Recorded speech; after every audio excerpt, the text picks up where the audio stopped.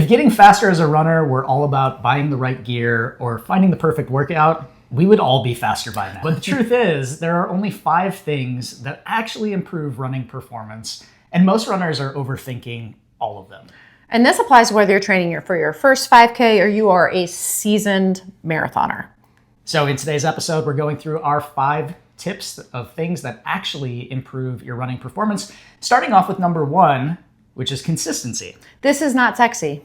It is not sexy, but It works. I don't think any of these answers really are. That's a good point. It's a good point. What is consistency? Consistency is showing up week after week. It's not about perfect weeks. It's about stringing together repeatable weeks. I always think of this one too, of James Clear. I feel like I haven't mentioned Atomic Habits in a while. Gosh. So we're back, James Clear. Don't worry. Is always only missing one day, right? So if you have a bad week, a hard week, and you miss one day of training, just don't make it 2 in a row, right? Don't miss twice in a row.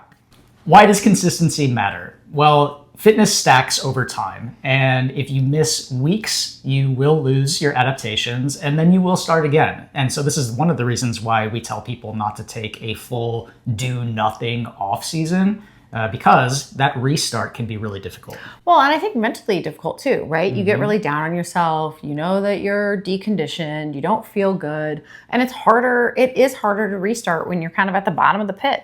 Yeah. So consistency beats big weeks followed by injury. It also beats long weekends, or like that weekend warrior syndrome, without regular weekday training. So the goal here is to string together 3 to 5 or 4 to 6 runs per week for months at a time to create that consistency. The best training plan is the one that you can stick to. Thing number 2 is probably the least sexy of all of them is easy runs, actually doing them easy. Where most runners do wrong is that they run and they go too fast, right? They want to get it over with. They're ego driven. They're trying to race some rando on the 606, right?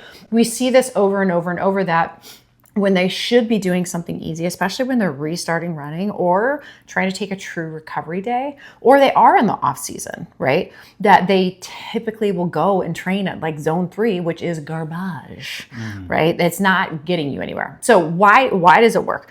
EasyAF is such a powerful tool. It builds your aerobic engine. This is how we get mitochondrial density. This is how we deliver blood and oxygen to your muscles to do work at all states, right? It also improves fat metabolism. Yeah, that's right. You burn more fat when you're running easy than when you run fast. You're burning more carbs. That is just basic science, right? It also allows for recovery while training. So again, if this is supposed to be base phase, it's supposed to be a recovery run, keeping it easy means that when you need to go hard or lift heavy, you can, because you've used your EasyAF appropriately. What does EasyAF look like? We have done episodes on this, right? However, easy things to remember. You should be able to breathe through your nose, unless you're stuffy, but generally speaking, breathe through your nose. You should be able to talk in full sentences. You should be able to sing a song. When you finish, you feel like you could keep going, like you're not completely tapped. Easy runs make hard runs and long runs possible. Thing number 3 is progressive overload. So what this means is gradually doing a little more volume or a little more intensity or a little more frequency in your training. It is not doing it all at once. It is not making huge jumps. It is progressive, as the name implies. It is not PRing in workouts. And it is also not adding everything in at once, right? So there's a reason why there are different phases of training. So you go from that base building to adding in some intensity, but not going from 5 easy runs to 4 speed runs a week, right? This is just not the way that good training works. So an example of how to do this would be adding 10 to 15 minutes to a long run, or adding a mile or 2 miles to a long run, adding 1 extra easy run or recovery run a week, or adding slightly longer intervals. And one of the biggest mistakes that people make is that they hit a plateau or they're coming back, right? And don't consider this. They panic. Yeah. Like they hit that plateau, they panic, and then they overcorrect. Then they cram. They add in too much intensity or build their volume too quickly, which leads to injury, which then puts us right back in the cycle of being at the start. So the big key headline here is that small gains repeated will beat your big swings or long weekends every single time. Thing number 4, recovery. What recovery includes? It includes a lot of stuff. Number 1, sleep. That is the number 1 recovery tool that we have. Full stop, right? You got to plan it. We have plenty of sleep episodes. Please listen to them. Number 2, fuel. What you put in, what you put out. Stress management, trying to keep yourself a little bit balanced, a little bit in check, and true rest days. Along with things like recovery tools, like we can do things like compression boots, legs up the wall, making an ice bath, all of those things. You have a lot of choices. Why this actually matters. Fitness only happens in the recovery phase. That's it. It happens in between workouts. If we go too hard and don't give ourselves a chance to recover, we actually can't not only use the work that we did, but we also can't make quality deposits after. Training is the stimulus. The recovery is the adaptation. So a couple of red flags to indicate that you are under recovering include if you are always tired, if you find that you have sort of stale legs or tired legs on your runs, if your pace or your easy pace feels like a lot more effort, that's a big red flag. If you're experiencing mood changes like outside of running, that is potentially a red flag. And for more information on this, we have a whole episode about overtraining and under recovering. Recovery upgrades do not need to be difficult and complex. Here are some simple ones. 1, eat carbs after runs and protein. I would add 2, within 30 to 60 minutes, your body wants to start to rebuild. Give it what it is asking for and you will recover faster. Number 2, you're not going to be surprised by this. Go the fuck to sleep. Earlier. Do it earlier. Go to bed earlier. Even 5, 10, 15 minutes earlier is going to put you in this really nice pattern of having better sleep onset, better sleep, better awakening. And last but not least, 1 true or very, very, very easy day every single week. There are very few athletes that I've coached that do not need a full rest day every single week. Chances are you are not one of them. And neither am I, actually, now that I say that. You don't get fitter by training more. You get fitter by recovering better. All right, that brings us to thing number 5, the hardest one, and it is patience. You know what? This might be the least sexy one, too. None of it's sexy, according to Coach Robyn, which is true, but it is incredibly effective. So why patience is underrated?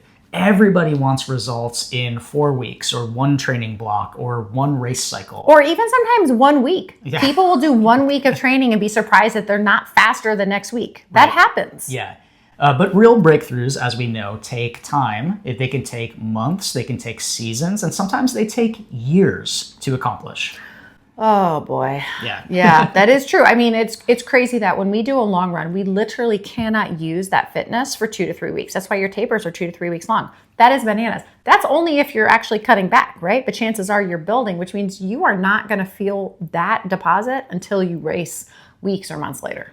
Yeah. So what does patience actually look like? It looks like trusting the boring phases of your training. It looks like staying healthy because you cannot continue to have that consistency if you're not healthy. And it also looks like you're letting your fitness mature. So giving yourself the time to get those adaptations as we're building in our different blocks of training. This can be really helpful if you try to reframe your perspective on that. Plateaus aren't failures, they're foundation building, right? We need plateaus so that we can continue to level up. We make those changes by not overcorrecting, but by being consistent and checking that box every single day. The runners who last the longest are the runners who improve the most. I 100% agree with that. Most runners, when they start off, aren't super patient, but then they learn, especially if they're going into like longer endurance, half full, ultra marathon stuff. Yep. I will say, I think our coach athletes are more patient than our non-coach athletes just because they can be, right? They rely on their coaches to be that voice of like, be patient. This is what's actually happening. And so they're not freaking out about why they're not seeing the things that they might expect to see. Mm-hmm. So now, of course, we had some things that weren't on this list that we want to review quickly. First up, shoes. We love a fun shoe. We've done entire episodes on shoes, but the shoe is not actually going to make you a more perfect, faster, fitter runner. Watches and tech, also not on that list. Fancy workouts, also not on that list. Perfect splits, not on the list. Definitely not on the list. If you're doing that, chances are you're doing something wrong if you're doing it every single time. Yeah. And last but not least, training like an influencer. So what are the 5 things that will get you there? We have number 1, consistency. Number 2, making your easy runs truly easy. Number 3, use progressive overload in your training cycles. Number 4, prioritizing recovery with a capital R. And number 5, patience, patience, patience. If you're looking for ways to implement these tips, we recommend that you start with staying consistent. Check out this video right here for more tips on how to do that.